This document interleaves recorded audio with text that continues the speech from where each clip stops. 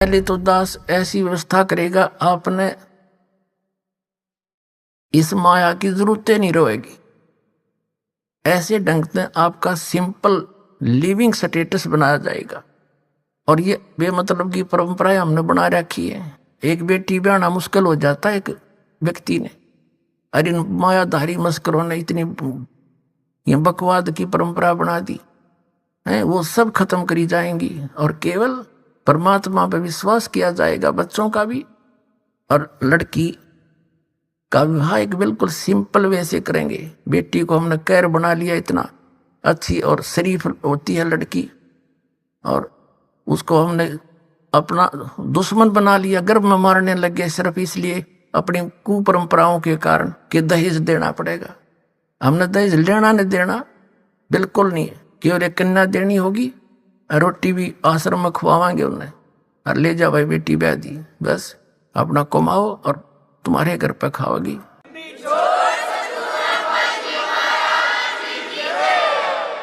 तो 90% हमारे सिर का वजन हट जाएगा जब हम इन बकवाद न छोड़ देंगे, जिसके लिए हम दिन रात नहीं पढ़ते, वो पूरी होती नहीं, कर्म डरे बिगड़ जा।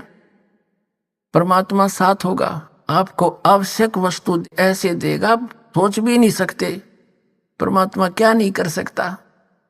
आपको अभी तक भगवान की महिमा सुनी है, आपने बरती नहीं है। यहां आप उस परमात्मा के गुणों को प्रयोग करा करोगे और दांता तला उंगली दबाओगे, भगवान सचमुच आज भी ऐसा कर रहा है।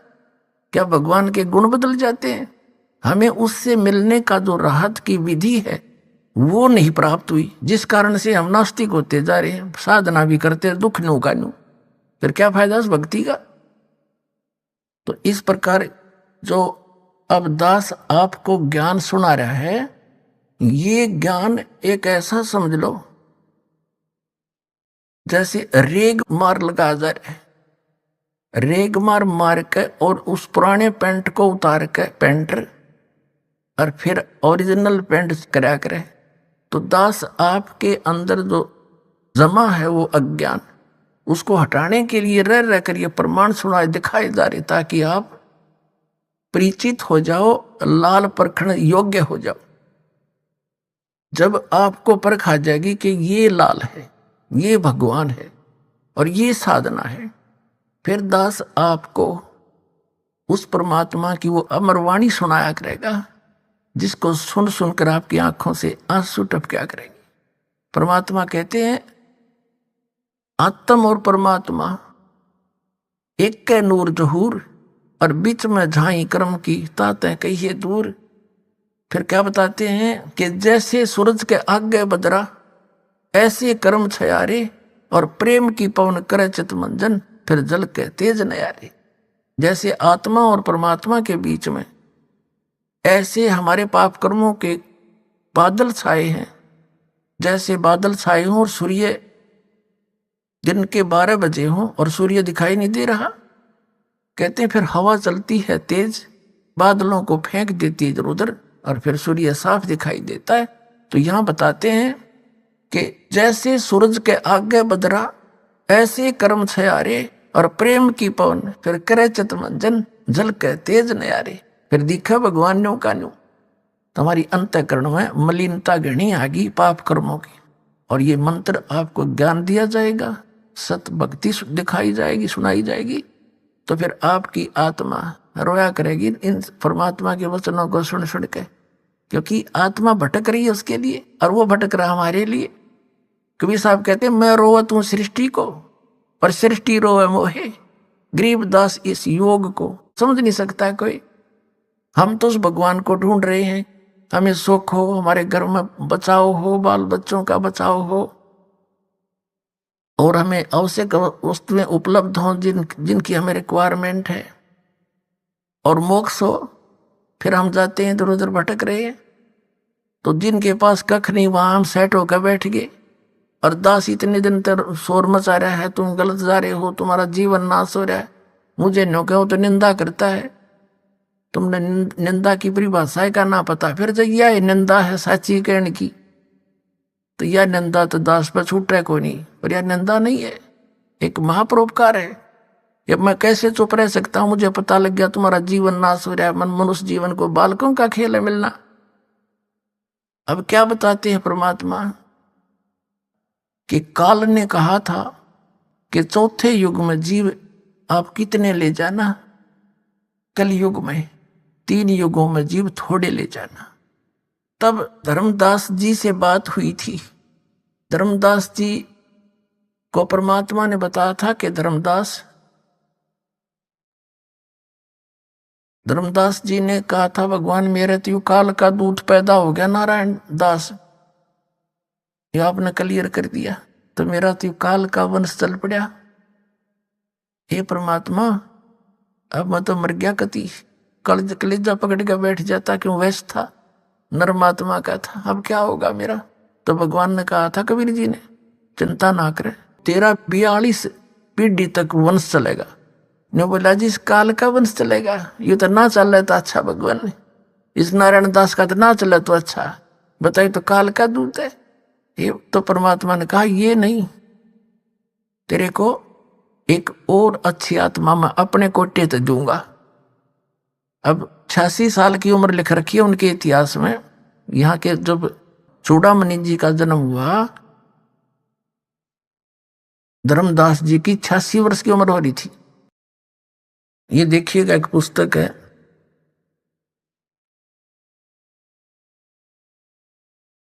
आशीर्वाद शताब्दी ग्रंथ।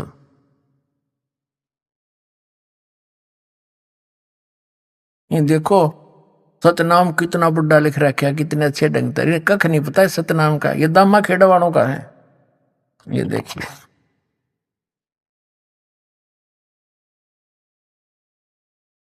ये देखिएगा, ये है ग्रंथ परिचय। ग्रंथ का नाम आशीर्वाद शताब्दी ग्रंथ। संरक्षक है पंत श्री हजूर प्रकाश मुनि नाम साहिब, जो वर्तमान में आचार्य कबीर पंथ दामा खेड़ा जिला रायपुर छत्तीसगढ़। प्रकाशक हैं श्री सतगुरु कबीर धर्मदास साहेब वंशावली प्रतिनिधि सभा कबीर धर्मनगर दामा खेड़ा रायपुर छत्तीसगढ़। सौजन्य से अपने गुरुदेव पूजनीय महंत श्री पुरुषोत्तम दास जी साहेब, दादा श्री किशन लाल जी, दादी श्रीमती रूपा देवी आदि आदि। लेख किसका है? पंत श्री गिरंद मुनि नाम साहेब, डॉक्टर पार्शनाथ श्री महेंद्र सिंह वर्मा। प्रवचन है पंत श्री प्रकाश मुनि साहेब। ये सारा कुछ इनका लिख रखा है। मुद्रक है विजय लक्ष्मी ऑफसेट नागपुर दूरभाष इतने इतने। और ये है वर्तमान में दामा खेड़ा के अंदर प्रकाश मुनि नाम के कबीर धर्मनगर दामा खेड़ा शताब्दी वर्ष पर शुभकामनाएं। ये श्री प्रकाश मुनि जी महाराज हैं। ये सन 2004 में इन्होंने कोई ये छापे हैं। अब इसमें क्या लिखा है ये देखिएगा। इधर तो इसमें धनी धर्मदास जी बैठे हैं, इनका फोटो लगा रखा है। यहां इन्होंने प्रमाण दिया है धनी धर्मदास जी साहेब सतगुरु कबीर साहिब के अनन्य भक्त एवं परम शिष्य धनी धर्मदास साहिब जी कबीर पंथ के आधार शिला हैं। धनी धर्मदास जी साहिब के माध्यम से ही सतगुरु का अखंड ज्ञान और अथाह अनुभव सर्वसुलभ हो पाया। अब यहां देखते हैं, यह है कसौधन वैश्य कुल में पैदा हुए धनी धर्मदास जी साहिब का जन्म बांधवगढ़ विक्रमी संवत 1452 की कार्तिक पूर्णिमा के दिन गुरुवार को हुआ था। संवत 1452, और इसमें से 57 कम कर दे, 1452 और यानी 1395 में उनका जन्म बताया। सन 1395 गुरुवार को हुआ था। आपके बचपन का नाम जुड़ावन प्रसाद, आप एक कर्मठ आदि। आपका विवाह संवत 1480 में पत्थरटा ग्राम की जादोमती देवी की सुयोग्य कन्या सुलक्षणा देवी अर्थात पंथ की माता आमीन से हुआ और आपके एक पुत्र व एक पुत्री भी हुए। अपार संपत्ति होते हुए भी आप निर्भमानी थे। संवत 1518 में व्यापार व तीर्थ आंटन के दौरान मथुरा में सतगुरु से प्रथम भेंट ने आपको एहसास दिलाया कि आपके पास सब कुछ होते हुए भी आप नाम धन से खाली हैं। विक्रमी संवत 1520 में काशी में हुई दूसरी मुलाकात ने आपको सदा के लिए सतगुरु के अनुगामी बना दिया है। इसी वर्ष आप सतगुरु को काशी से बांधवगढ़ लाए, आरती कर दीक्षा पाए। विक्रमी संवत 1520 में सर्वभावेन समर्पित हो गए। सतगुरु कबीर साहिब ने आपको आत्मसात किया और सतनाम धन के साथ अटल 42 वंश का आशीर्वाद दिया। इसके फलस्वरूप विक्रमी संवत 1538 में आपके घर द्वितीय पुत्र के रूप में चूड़ामणि नाम साहिब का प्राकट्य हुआ और 1540 में सतगुरु ने एकोत्री चौका का विधान रचा और आपको पंथ का आदेश दिया।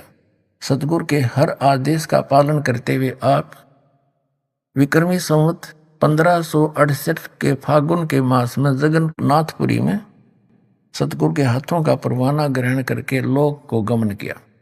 अब कहने का भाव ये है, इनका जन्म हुआ विक्रमी संवत 1452 में और दूसरा पुत्र विक्रमी संवत 1538 में हुआ।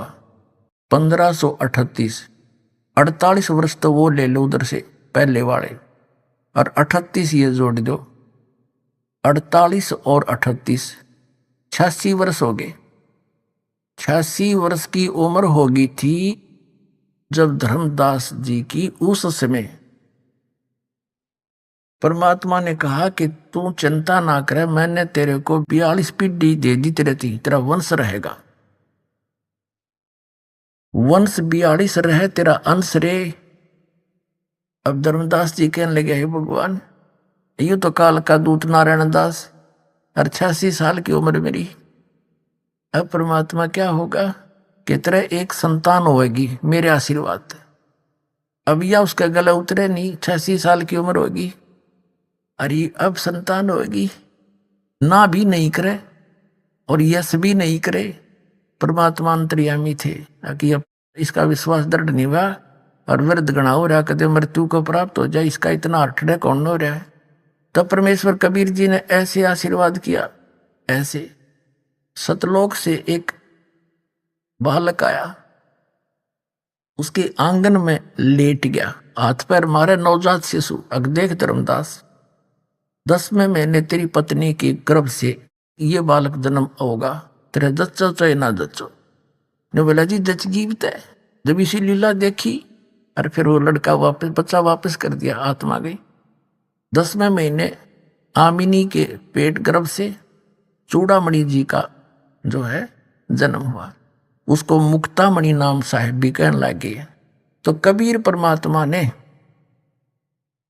धर्मदास जी से कहा था कि भाई ये पहला मंत्र देना सिर्फ 5 नाम का, ये और मंत्र भी डिस्क्लोज ना करना। सतनाम ये 2 अक्षर का और सार शब्द। धर्मदास मेरी लाख दुहाई, ये सार शब्द कहीं बाहर ना जाए।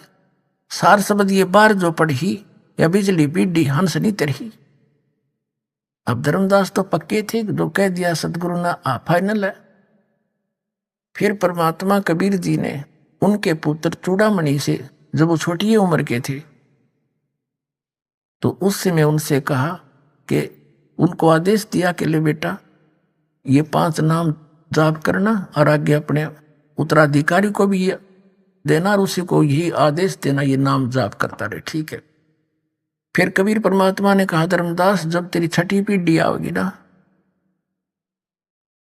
तब ये 5 नाम भी समाप्त हो जाएंगे, काल वहां झपट्टा देगा और मेरा वचन ना खाली जाई, ये मैं सच्ची कह रहा हूं। तो धर्मदास चिंतित हो गया कि हे परमात्मा, फिर ये मेरे बालक कैसे पार होंगे? वंश तो आपने दे दिए 42 पीढ़ी, तो ये बच्चे पार कैसे होंगे दाता? तब वो बहुत चिंतित हो गया। तब परमेश्वर ने कहा कि इस काल ने कहा था मैं 12 पंथ चलाऊंगा नकली कबीर जी के नाम पे। उन 12 पंथों में से जब 12वां पंथ चलेगा गरीबदास का होगा। उस गरीबदास वाला पंथ जब चल चुका होगा, उस गरीबदास वाले पंथ से यानी गरीबदास जी से मेरी महिमा की वाणी पुनः प्रकट होगी और उसमें गरीबदास वाले पंथ में आगे चल के मैं ही आऊंगा। जब 5500 वर्ष बीत जाएंगे न कलयुग ने, उस समय आप देखना सब पंथों को खत्म करूंगा, सच्चा ज्ञान बताऊंगा और सभी पंथों को खत्म करके एक पंथ चलाऊंगा तो सारा विश्व नाम लेगा, सारे पार करूंगा उस समय के। तो तेरे वंश भी हो जाए बेटा, पार क्यों चिंता करता है। तब धर्मदास का दिल डटया, नो बोला भगवान आज तो ऐसे नेक आदमी हैं पर अभी ना मान रहे आपकी बात ने। आप तो कह रहे हो कि आगे तो घोर कलयुग आएगा, तब कैसी बात बनेगी। तो परमात्मा ने कहा यह चिंता छोड़ दे, ये मेरा काम है और जो मैं आज बोल रहा हूं ना यह बात ये उसमें सच्ची होगी कि पूरा संसार मेरी शरण में होगा और मेरा ही ज्ञान पूरे विश्व में रह जाएगा। सारे बच्चे मुझे पहचानेंगे और मोक्ष प्राप्त करेंगे जो नाम ले लेंगे सतनाम। तो जब सच्चा होगा, जब कलयुग 5500 वर्ष बीत जाएगा, तब तक तो ये निराधार दिखाई देगा। अब वर्तमान में कबीर पंथ का जो फैलाव है सबसे ज्यादा इन दामा खेड़ा वाले गद्दी से है।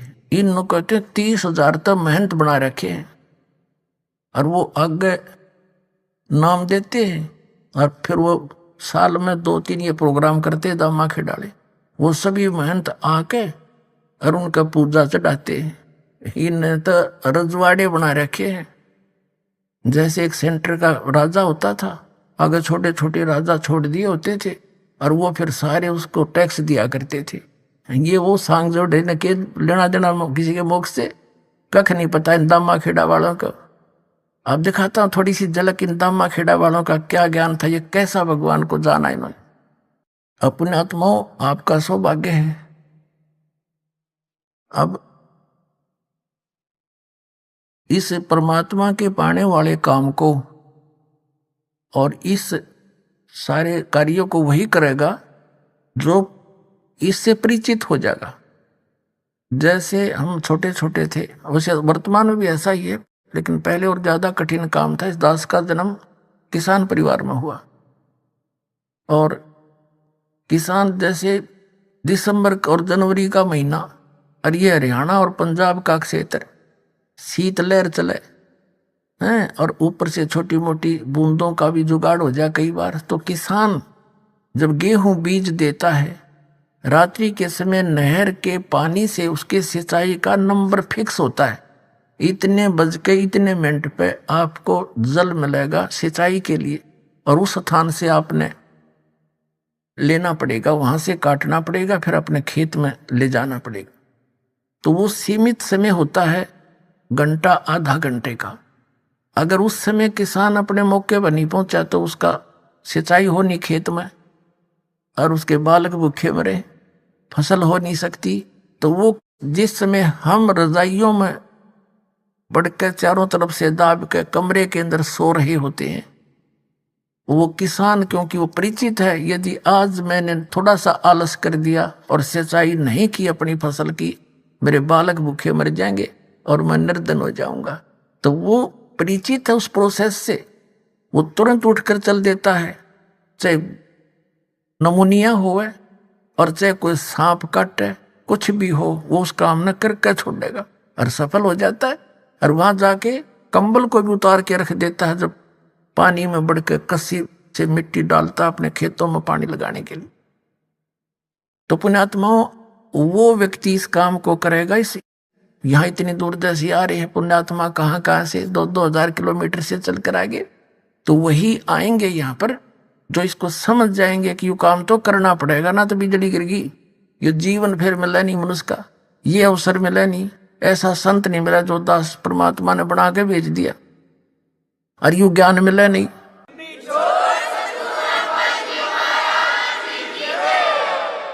तो फिर इस मनुष्य शरीर ने के चाटांगे हम, ईसा एक गद्दारी साहब मनुष्य जिसने भक्ति नहीं करी, फिर वो सारा दिन लज्जा अंडाइयो, फिर अपने माया जोड़ने में लज्जा फिरता है। तो इस ज्ञान से जो ऐसे परिचित होगा वो आओगा सिर दड़की बाजी लाके, और वह सफल होगा।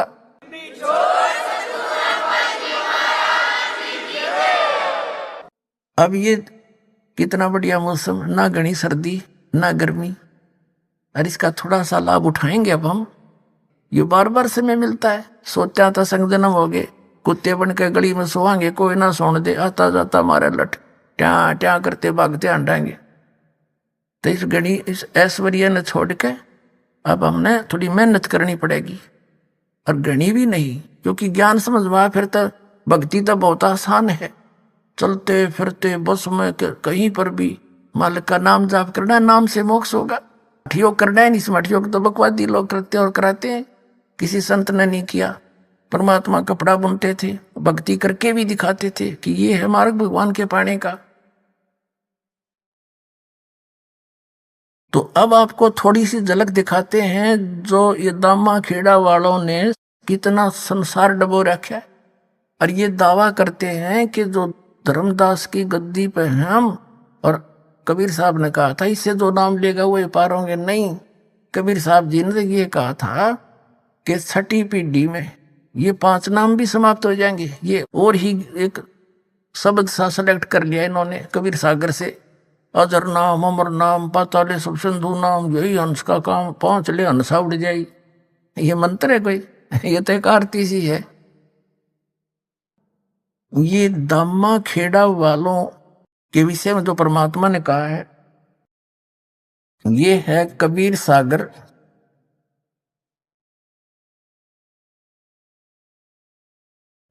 सागर संपूर्ण 11 भाग, खेमरा श्री कृष्णदास प्रकाशन बंबई से। ये प्रथम खंड कबीरपंथी भारतपति स्वामी युगलानंद बिहारी द्वारा परिष्कृत मुद्रक के प्रकाशक है खेमरा श्री कृष्णदास, अध्यक्ष श्री वेंकटेश्वर प्रेस, खेमरा श्री कृष्णदास मार्ग मुंबई से। ये इधर का ये सारा कुछ यहाँ लिखा हुआ है। इसमें अनुराग सागर नामक एक अध्याय है, अनुराग सागर, और इसके पृष्ठ नंबर 138 पे भविष्य कथन अलग व्यवहार है। जस कुछ आगे हुआ भाई, सो चरित्र तोहे कहूं बुझाई। कबीर साहब कह रहे हैं धर्मदास जी को कि जब लो तुम रहो तन माही तो लो काल प्रगटे नहीं। जब तक तू रहेगा ना इसमें, तो तब तक तो काल तेरे पंथ में कोई झटका नहीं दे पाओगा। देखिए, अर्गहो किनार ध्यान बकलाए, जब तन तजो काल तब आए। छेकई तोर वंश को आई, और काल धोख सो वंश रिझाई। फिर तेरे यू काल आओगा, तेरे वंश को छेकेगा, उसमें छेद कर देगा, और उस धोखे में तेरे वंश गणेरा जी रहेंगे, तेरे वंशाले। आगे देखो, वंश तुम्हारा अनुभव कथ रखही, नाद पुत्र की निंदा भखही। सोई पीढ़ी है हंस कड़ियारा, ताको हुए बहुत अंकारा। जो तेरी पीढ़ी के होंगे उनमें अभिमान गणा हो जाएगा। स्वार्थ आय चिन्ह न पावे, अनंत जीवन के भटकावे। और जीवों को भटकाओगे अपने स्वार्थ के कारण, सच्चाई को नहीं ग्रहण करेंगे। ताते तो ये कहूं समझाई, अपने वंश देव चिताई। नाद पुत्र जो प्रगट हुई, ताको मिले प्रेम से सोई। कमाल पुत्र जो मृतक जिवाया, ताके घट में दूध समाया। अब कबीर साहब ने बताया है कि जैसे मैंने एक कमाल नाम के लड़के को जीवित किया था, और वो एंडी पा गया, फिर बाद में अपने आप ला गया नारा सांग जोड़ के। तो इसी तरह तेरे वंश वाले भी अभिमानी हो जाएंगे। अब ये 139 पृष्ठ पर देख रहे हम कि पिता जान 3 अंग की ना, और तब हम थाप तो है कह दीना। फिर ताते धर्म मानो सिखाई, नाम थाप सौंपो भाई। नाद पुत्र कह सौंपो सोई, पंथ उजागर जासो होई। नाद पुत्र, यानी जो एक तो नाद का पुत्र होता है वचन का, एक बिंद का होता है। बिंद का वो होता है जो माता पिता से वंशज होते हैं उनके बच्चे, और एक नाद कहो चाहे वचन कहो, नाद का होता वचन से। जैसे आप जी हमारे बच्चे और बच्ची हो गए, बेटा बेटी, हम इस दास के वचन के बच्चे हो और शरीर के बच्चे अलग हैं। तो इसी प्रकार धर्मदास जी के जो बिंद के हैं वो तो है ये महंतर दामा खेड़ा वाले, और वचन के हैं उनसे हटकर, क्योंकि गरीबदास जी कबीर साहब का वचन का पुत्र था। फिर उनसे ही आगे चलते हुए हमारा जन्म हुआ, उसी पंथ में जन्म हुआ, माँ से जन्म अलग से हुआ, तो वो है नाद के। और यहाँ कबीर साहब कहते हैं इन बिंद वाला ने तो बैठाया सदा, ये नाद वालों से मेरा पंथ उजागर होया। अनुराग सागर 139 पृष्ठ पर हम पढ़ रहे हैं कबीर सागर का। ताते धर्मनी मानो सिखाई, नाम थाप सोपो भाई, ये नाम है नापनी। नाद पुत्र के सोपो सोई, पंथ उजागरता से होई। और वंश कर है अहंकार बहुता, तेरे वंश वाले तो बहुत में अहंकार करेंगे। हम हैं धर्मदास कुलपुता, हम तो धर्मदास के कुलपुत्र हैं। और जहां हंगता हम नाही, जहां विमान है वह मैं नहीं। और धर्म नहीं देखो परख मन माही, जहां हंगता काल स्वरूपा, जहां विमान है वह काल है।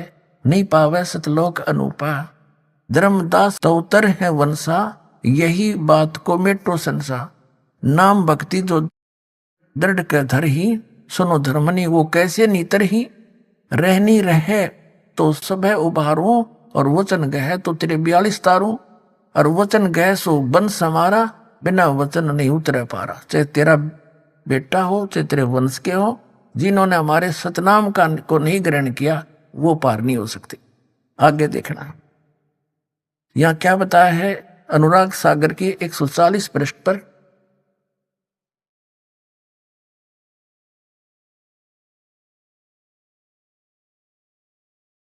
कहते नाद बिंद जो पंथ चलावे, चूड़ामणि हंसन मुक्तावे। फिर क्या बताया धर्मदास तो वंश अज्ञाना, तेरा वंश अज्ञानी है, होएगा चिन्ह नहीं वो अंशही दाना। जस कुछ आगे हुए है भाई, सो चरित्र में कहूं बुझाई। कहते छठी पीढ़ी बिंद तू होई, तेरे बिंद का तेरे शरीर का जो परम तेरी पीढ़ी का जो छठी पीढ़ी आओगी, तो भूले वंश बिंदु तो सोई। और टकसारी से ले है पाना, टकसारी को ले है पाना। अस तो बिंद होए अज्ञाना, अस तेरे बिंद के तेरे ये परंपरा वाले ऐसे अज्ञानी हो जाएंगे, वो छठी पीढ़ी में ये बात बिगड़ेगी। चाल हमारा बस तुम झाड़े, टकसारी के मत सब मांडे। चौका तैसे करे बनाई जैसे जैसे। ये क्या बताया है कि छठी पीढ़ी बिंद तू होई, तेरा बिंद जो होगा भूले वंश और बिंदु तो सोई। टकसारी को ले है पाना, अस्तो बिंद होए अज्ञाना। वो टकसारी वाला नाम ले लेगा और ये असली नाम छोड़ देगा। अपने आत्माओं धर्मदास जी इस बात से चिंतित हो गया क्या तो बात बिगड़ेगी। और दिखाता हूं आपको छठी पीढ़ी में क्या हुआ कि ये 5 नाम जो दास आपको देता है, 7 मंत्र वर्तमान में परमात्मा का आदेश है कंप्लीट कोर्स देना है। प्रथम और लास्ट का नाम नहीं था उस समय, केवल बीच के नाम थे। और ये नाम है इन कमलों से आगे हमने निकलने के और यहाँ की सुख सुविधा प्राप्त होने की। तो ये इसलिए दिए थे कि इस पिछली पीढ़ी तक ये मनुष्य जन्म प्राप्त करते आ जाएंगे इस प्रथम मंत्र तक, और फिर इन सब को पार कर दूंगा। तो परमात्मा ने कहा कि छठी पीढ़ी में क्या हुआ ये दास बताता है। छठी पीढ़ी का जो इनका महंत था उसको अन्य व्यक्तियों ने, क्योंकि लोग कुछ समझदार से हो गए, पंथ का कुछ विकास घना हो गया इनके का, आम आदमी कहने लगा तुम बातें करते हो सतलोक और सचखंड सतपुरुष की, हर नाम देते हो इन देवताओं के 5। तुम फिर ये क्या थारा पंथ हुआ तो टकसारी कोई पंथ जो नकली पंथ था, कबीर पंथ, उसके कारण वो भ्रमित हो गया। छठी पीढ़ी वाला महंत, उसने वो मंत्र त्याग दिए। सचमुच ये तो ऐसा ही है, उसकी अपनी अल्प बुद्धि ने सोचा और वो कबीर सागर से ले लिया उसने।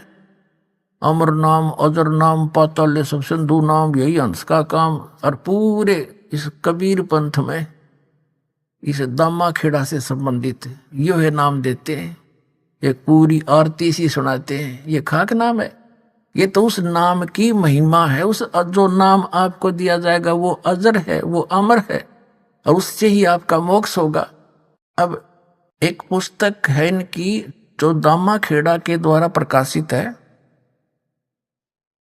उसका नाम है सुमरण शरण गह 42 वंश, लेखक महंत श्री हरि सिंह राठौर, पृष्ठ 52 पर लिखा है। देखिएगा, उस पुस्तक की फोटोकॉपी हमने लगा रखी है, प्रमाण है पुस्तक